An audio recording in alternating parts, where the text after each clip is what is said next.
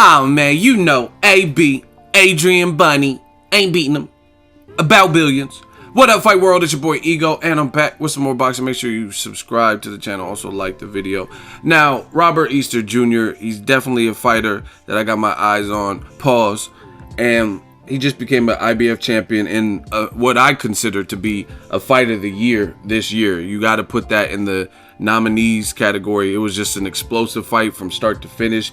Good strategic action. That's what I'm all about. Like, I like fights in general, like, but sometimes it loses me after several rounds of mindless, nobody doing anything to try to pull away. You're not always going to be like Ward Kovalev.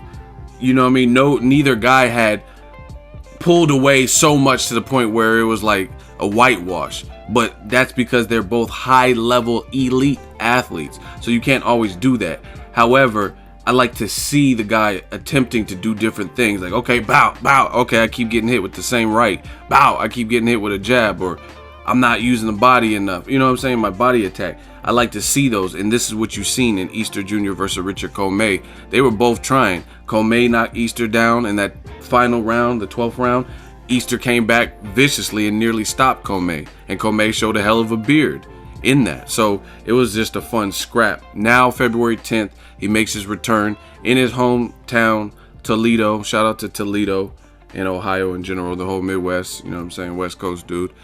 But shout out to that, and let's see it. Let's see what this is, what Easter Jr. can do. And this is the thing. A lot of y'all don't know shit about boxing, man. It's just like, I find myself limiting who I talk to more and more, especially in the comment section, because people always get mad. Easter Jr. is fighting Luis Cruz, and this is, again, it's not the biggest, most epic fight that you can make in that division. People always do this. Deontay Wilder's fighting Andrzej Wawrski or whatever, and Easter's fighting this, and they're like, no, that's not good enough. First of all, you got to be realistic.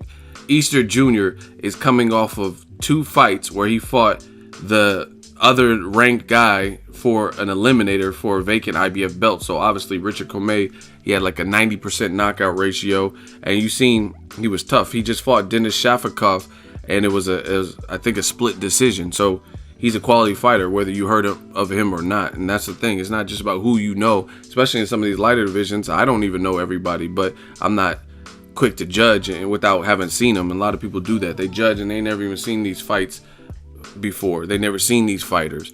So he's coming off of the Commey fight. Commey, a knockout artist, and he showed he was a quality fighter with a good chin and was coming to scrap from Ghana. Shout out to Ghana. And before that, he fought Argenines or whatever his name, Mendez, and he brutally knocked him out. And if you know your boxing like I do, then you'll know that Mendez was a former champion who had been in there with Rances Bartholomew, who was a quality fighter who just moved up not too long ago. I think he moved up. Well, he just fought Mickey Bay not too long ago. And it took 2 tries for Rances Bartholomew to convincingly beat the Mendez.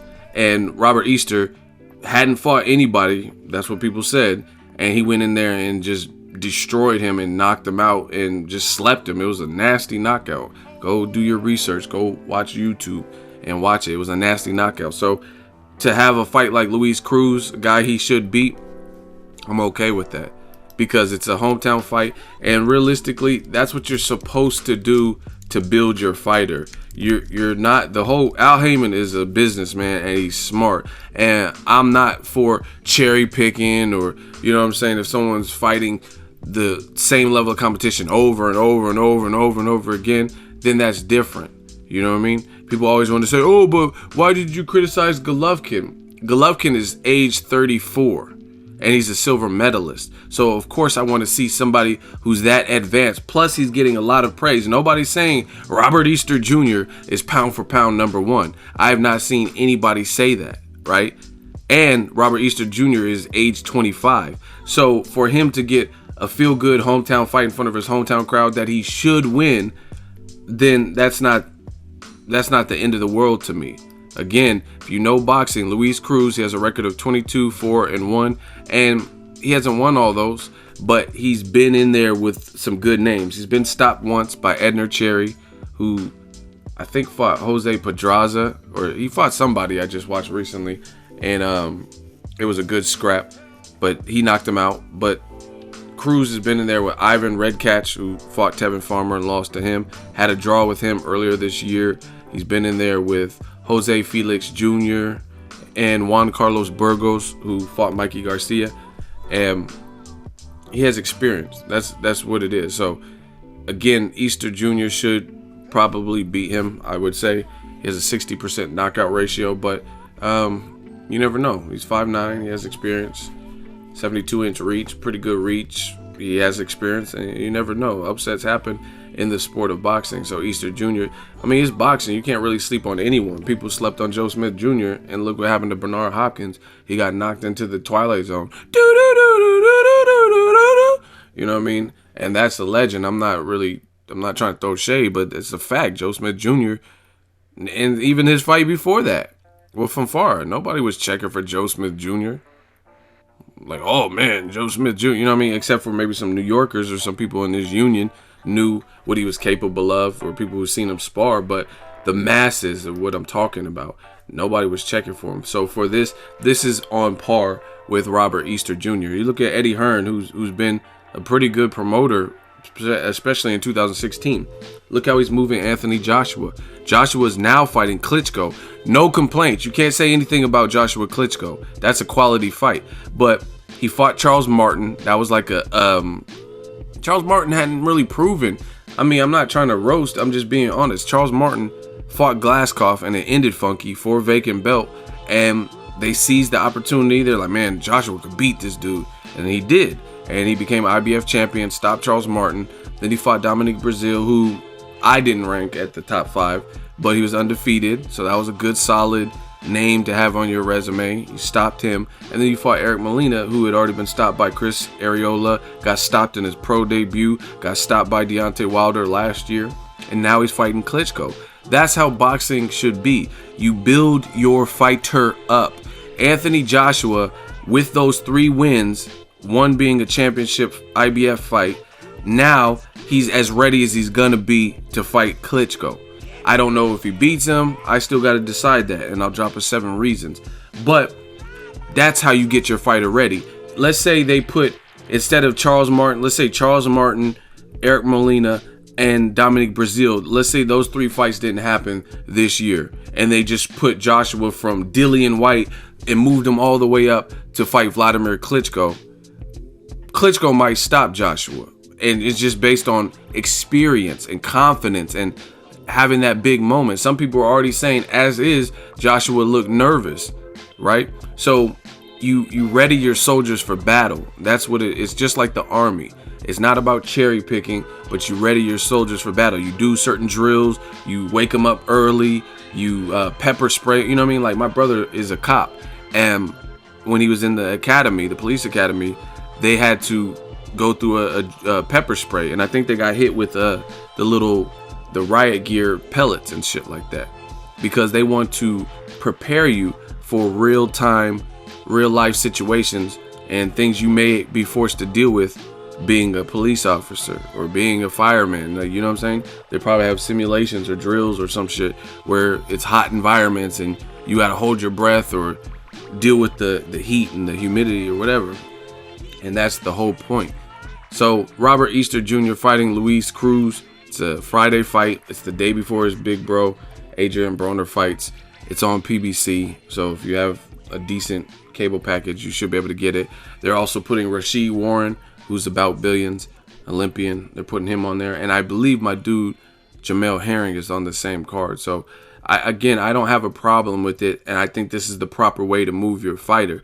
The biggest problems that I have is when somebody is getting praised to a certain level, they have like 40, 50 fights or silver or gold medals, and they still haven't fought anybody. That's the bigger issue. Robert Easter is on par with where I feel he should be for his career. He just took 2 tough fights. Now this is a fight where he should be clearly the favorite, especially at home.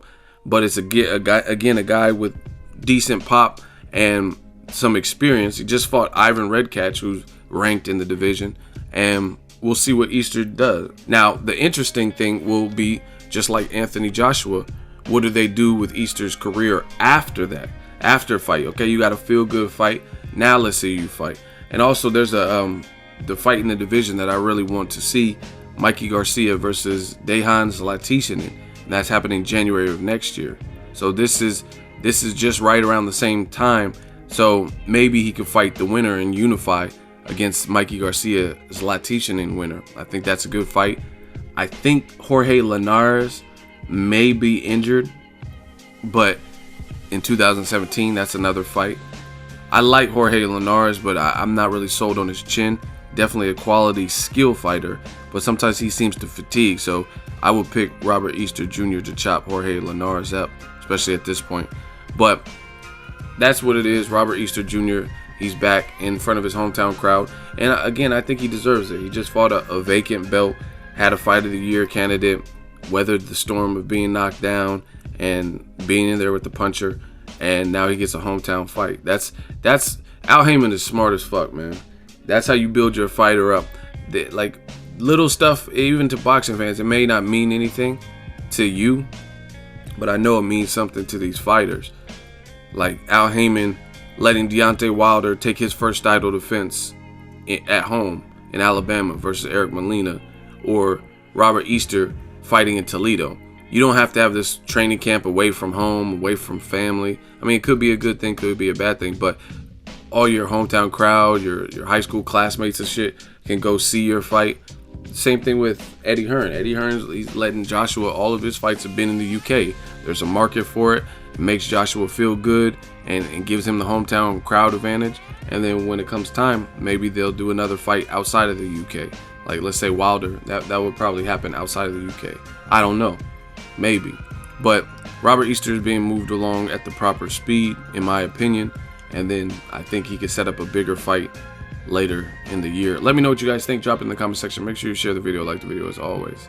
Hate, comment, and subscribe. Till next video is Ego signing off. So if you enjoyed this video and want more content like this on the channel, you can show your appreciation by going to the PayPal donate button or the YouTube support button. And you can donate any amount that you feel is equivalent to the value of this video. Much more to come. Thank you guys for your support. Boxing Ego, the future of boxing.